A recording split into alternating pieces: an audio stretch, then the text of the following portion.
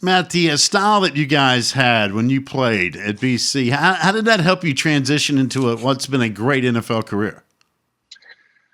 Well, I think we had, a very pro-style offense, particularly my first, couple of years with Dana Bible and Tom O'Brien. I mean, we were 50-50. We ran the football, really effectively. And, we were a lot of play action pass. And then it was your job as a quarterback to convert on third downs. My last year, we opened it up a little bit more and we threw it. But I think, having experience in a system where you were required to make the protection calls, audible at the line of scrimmage, and throw into tight windows, I think that helped me, when I got to the NFL. I now think of you as a grizzled veteran in the NFL. Did the 2007 Matt Ryan ever think about becoming a grizzled veteran in the National Football League? It's funny. I have a story of when Tom O'Brien and Dana Bible left to go to NC State. I remember Dana, was telling me as he was leaving, he's like, I'm really proud of you and what you've accomplished up until this point. I really think you'll have, a decade-long run in the NFL. And I was like, man, I would kill to have 10 years in the NFL, right? And now I'm going into year 13, and I'm like, God, I want another decade. I want 10 more.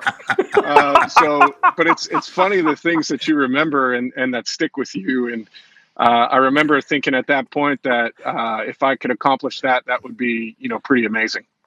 Matt, there must be something in the water because, that Brady character, he's still in the league. I think he's 75 years old. So you know what? Hey, don't sell that second decade short. You may still have that in you.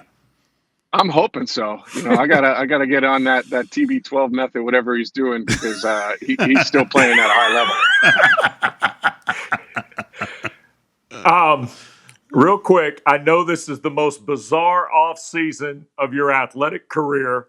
I don't know how many of the guys you've been able to get around to throw with that you've done in the past and things like that. I mean, any idea of what the next month or change will be like for you and most guys that are trying to play in the NFL this year? Well, I think the one thing we know is we're going to have to be able to adapt and adjust daily, right? You just don't know what the day-to-day is going to be like. And I think that the people and the teams that adjust and handle the uncertainty the best are going to be the ones that are successful. I'm excited. I've been able to get to the facility and see what the testing looks like the last couple of days. And our organization, Wes, as you know, being around it so much, they've done an amazing job of trying to set it up the best way possible and to keep us as safe as possible. So I think we're going to be, okay. We've all got to, be responsible and take care of our business. But, I'm excited that, finally tomorrow I'm going to be in the building and, be able to get some work done. All right. I almost hate to bring this up, but I have to, Matt. You took a shot when you played at BC in Death Valley that I didn't think you were going to get up. I thought your head was going to be rolling down about the 20-yard line. And every time I see that video, I go, God, how does a man take a shot like that and get up and go, hey, I want some more of this? Have you ever been hit that hard in the NFL? No, I tell people all the time, they ask me, what's the hardest you've ever been hit in the NFL? I'm like, dude, the NFL hasn't been that bad. I got hit in college as a sophomore at Clemson, and that hit for sure was the hardest I've ever taken. Today, it would have been like a huge penalty, right? Like he would have been, gone for the rest of the game. So it's good that the rules have changed. But I remember, laying on the ground down there in Clemson and rolling around being like, I'm not sure this is for me. I'm not sure this sport is for me. And so, luckily I'm too dumb to do anything else. So I bounced back up and kept playing.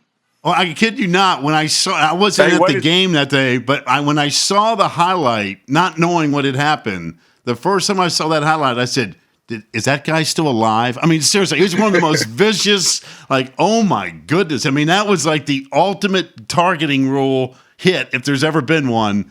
And man, you got up and said, man, let's go ahead and win the ball game. We'll catch these guys later, man. It was unbelievable.